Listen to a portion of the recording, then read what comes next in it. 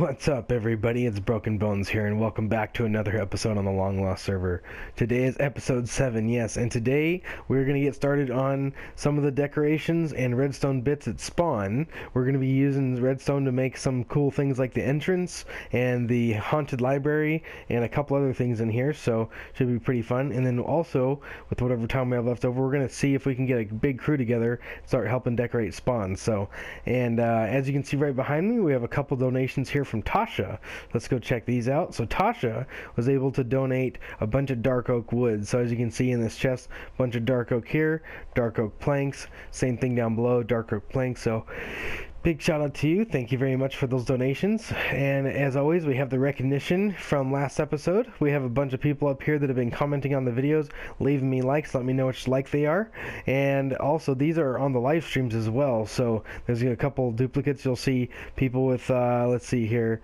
Where is Airsoft? Look at him. He's got 2 seconds, a fifth, a first, and another second. So he's been commenting on a lot of my videos and a lot of the live streams. So if you guys haven't checked out the live streams, I highly recommend you guys go check those out, because live streams go along with every single video, and I have tons of them in there. I leave them all down in the description of the video, and also I have a playlist called Behind the Bones. So go ahead and check that out, because that's where all the magic happens.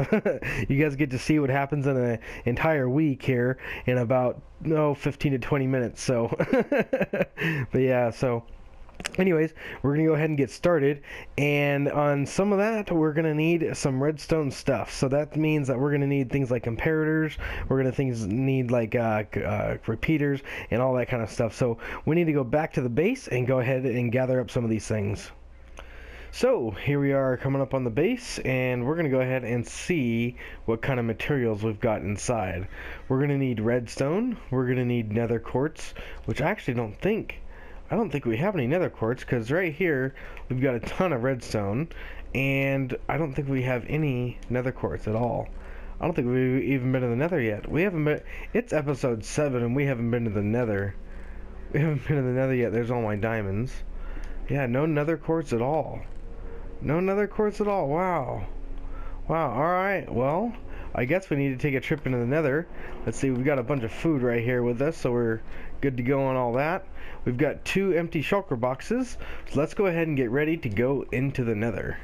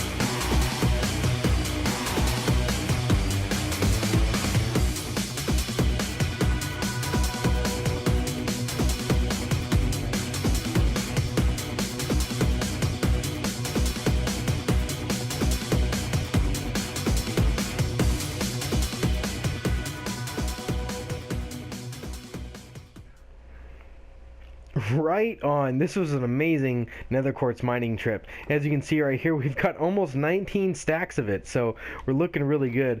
We're going to go ahead and take this guy. As you can see, my pickaxe is nearly broken as well. We're going to take this guy and back into the overworld and take it back to spawn. Alright, we're over here at spawn now, getting ready to do this. We've actually got everything we need inside of our inventory.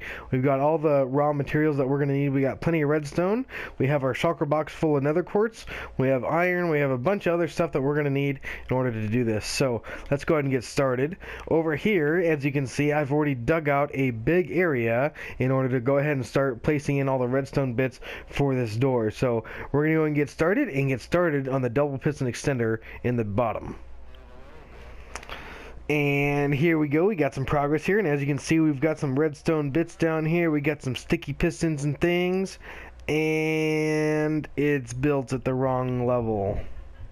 It's built at the wrong level. I just noticed that right now, because this piston right here is supposed to have a floor block on it, which means that the floor block would be right here, which the floor is down here. Alright, well, give this another shot. Alright, well that's more like it. Now we got the flush part of the floor in. So as you can see, the pistons are down there a little bit further. And let's go ahead and show you guys what happens when we activate this redstone here. We activate this redstone and you can see that we get the double piston extension, and we've almost got the double piston retraction. Just got one part left to do, so we're going to go ahead and get busy on that. And now we got the other half of our double piston extender in place. So if we flick this lever, as you can see, we get the double piston extension, and then if we flick it again, we got the double piston retraction as well. So nice and flush and seamless with the floor. Now all that's left is the actual walls and the ceiling of this door. And now we have the left side in. As you can see, we've got the pistons on both sides and the blocks all placed in. The redstone's all wired up. And if you come around back, you can see that to do the top bit, we had to bring some redstone in via half slabs and come up over the back on top. And then if you look right over here on the bottom side, we had to put in 2 redstone torches to make the 2 bottom pistons extend. Let's go ahead and watch this, how that works. So as you can see, we've got the double piston extension coming up from the floor, and we also have the piston extension coming out on the side. So let's go ahead and jump out over here again too and watch it close. Go ahead and flick this lever right here, and as you can see, everything does open up and nice and seamlessly with the floor. The only bit that I don't like, but we're gonna have to probably live with, is this trap door right here. I do need some redstone right here to power this bottom piston, and because this piston is here, there's really no other way to power it. I mean, if you guys can come up with a way to power it, please let me know down in the comment section. I've been trying to think of a way to power it all day, and it just seems to be hang on here, let's try this really quick. I think I may have just answered my own question possibly. Let's try this here. Is that gonna affect anything? I think that is going to affect something, but let's see here. Let's try this. I honestly think if we just go, let's see, we need a repeater. Let's get a repeater here real quick, guys. Let's go ahead and see if we can make this work on camera here real quick. We'll go ahead and make ourselves a repeater right quick. Let's see here. Can we make any more of these? Nope, because our inventory is full and we can't pick up any more sticks. There we go. Let's go over here. Let's go ahead and make ourselves a repeater. Let's go ahead and pick that guy up, get these sticks out of our inventory, get the wool out of our inventory. Alright, let's go ahead and get that repeater down in here. I honestly think this is going to get rid of that trap door. I honestly think it will. I think that will work. I think it'll work. Oh my gosh, I wonder how this is going to work. It might be a little bit off because of the timing, because the fact that we just lowered that by 1, but let's see if we can get rid of that trap door here. It works. It totally works. It totally works, and it's not even that bad. It's just as seamless. It's really just as seamless. Oh my gosh, I can't believe we did that. We totally got rid of this trapdoor here. See, now what I can do is I can take the floor blocks, and let's go ahead and come up here. We can fill this in. Wow, I can't believe I just did that all on camera. Usually I can't build anything on camera, but I literally just came up with some really cool designing right there. So Look at that, guys. Look at that. So let's go ahead and flick this lever without the trapdoor being there. That's awesome. And then flick the lever once again, and the wall's all closed up. So the rest of it now is just these 3 blocks here. We have the piston in place for this one here, but nonetheless, we still need to get it wired up. And just like that, this area has disappeared. There's no way anyone would ever suspect that this right here is a 3x3 piston door. As you can see, we've got the top in and we've got the sides in. Let's go around back and check it out. So we've got this guy completely wired up. Let's go ahead and show you guys the magic. Let's go ahead and flick this lever here. So if we flick this lever here, we see we get this nice 3x3 opening that we can run and jump through. And if we flick this lever again, you'll notice that even these 2 blocks come down and make the whole place look unsuspecting. So just the fact that we have these 2 blocks coming down really kind of sets it apart from anywhere else that, you know, anyone would think that the door would be somewhere else. So should be pretty cool. And the fact that we actually have these 2 other blocks coming down makes it look really natural. And now that we have this all wired up and done, it is time to figure out where to put this guy, because we can't just leave a lever here. Obviously there's a big open gap in the ground that we have to jump over. So we need to figure out some form of hidden input. Alright, so as you can see here, there's no way to get in here right now, and as you can see over here is our sign wall. This sign wall is going to explain to the new player how to get into our roller coaster, and it's going to explain that there's going to be a secret button. The secret button is going to be right here. There's 4 buttons on this wall, and there's only 4 buttons in all of Spawn anyway, so if they can't figure that one out, I don't know what to tell you. But nonetheless, as you can see, the door is closed. We're going to go ahead and hit this button. It's going to go ahead and open up for us. Full 3x3 with a flush and seamless floor. As you can see, I have the floor opened up here just for demonstration purposes. Now what we need to do is we actually need to get rid of this lever and wire this thing up via probably pressure plate for when they actually come in and get on the ride. So, and actually, you know what? We're going to be putting a button on the wall right here to send the minecart off. We might just link it up to that, so that way this thing closes after they've been sent off. So let's go ahead and do that. Alright, this door is completely done. It is done and dusted.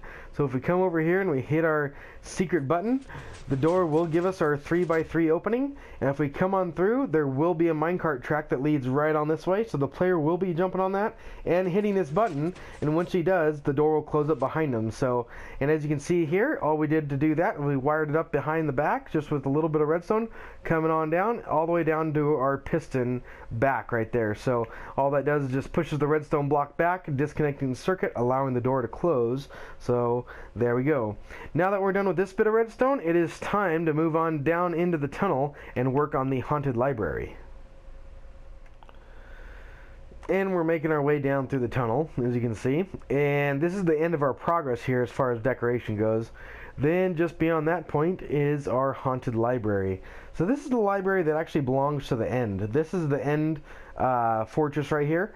And inside the end, you always have this library. This library, we're going to turn into a haunted library. We're going to make it to where there's paper and books flying out from the shelves. So that should look pretty cool.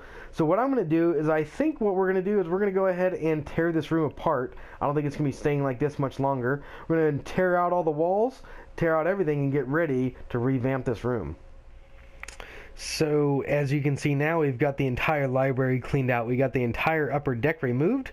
We've got the random bookshelves on the ground cleared out, and we've also got all the cobwebs cleared out as well. So, and as you can see right here, we have a little tunnel down behind, because behind these bookshelves we have a bunch of dispensers. These dispensers are going to be firing out all the books and paper, making this place look really haunted. So, and we also have all these connected up to a comparator clock, which is going to be making each and one of these pulse. So we have this set up completely on both sides now, so this is going to be really awesome. I'm super excited to see how this is going to work. But what that means is that we have a ton of books and paper that we're going to need. We're going to have to fill each and every one of these dispensers up. This is 4 times 6, which is 24 dispensers, times 9, which I can't even calculate what that's going to be in my head. That's 240 minus 24, so that's like say 216 is what it is. 216 stacks for one side, so times 2 is 432 stacks Oh my gosh, this is gonna be stupid. 432 stacks. So 216 stacks of paper and 216 stacks of books. Oh my gosh, we better go get started. I was just passing through and I ran into this. Look at this place. This place is looking amazing. Renshaw and Tasha have been getting busy down on this thing, decorating this place. Oh my gosh, this place is looking beautiful. I think Creepin' Stoner came down in here and kind of helped dig out this area too. She helped dig out a lot of the tunnel as well. And just want to give a big shout out to all three of you guys. Irish Lad is down here too. He's going to be building a massive volcano. So that's going to be a big project for him. But so yeah, this place is looking awesome, dude. Just look at this place. Oh my gosh, I'm so excited how this is turning out. This is really turning into something really cool. So I thought it'd be a good idea to come back to Deranged Fighters Community Farm because of the fact that we can grind up some emeralds here. We can grind up some emeralds because we can trade with some farmers because we have every farm here that we're going to need. We have melons and pumpkins, wheat, carrot, and potatoes. And we have these farmers right here that trade all of these for emeralds. So I think that's what we're going to do in order to go ahead and buy some books from some librarians. Good way to get books. And then also we have a sugarcane farm in this farm, which is going to be a great way to get paper. So I think we're going to go ahead and get started.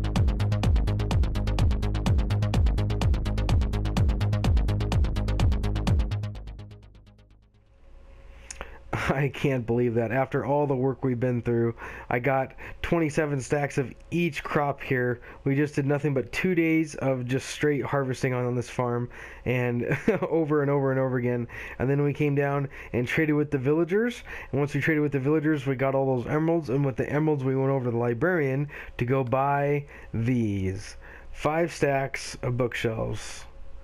5 stacks of bookshelves. That's about 15 stacks, maybe 16 stacks of books is what we need. And there's 1 stack of books almost right there. So 15 stacks of books. We have more than 15 dispensers in one side of that haunted library. And not only that, we only have this much sugarcane as well. That's all the sugarcane we got. So oh my gosh, this is turning into a way bigger project than I thought, but nonetheless, we still need to go over there, and I guess what we can do is we can go ahead and turn all these into books and show you guys what it looks like, even though we don't have every single dispenser loaded up.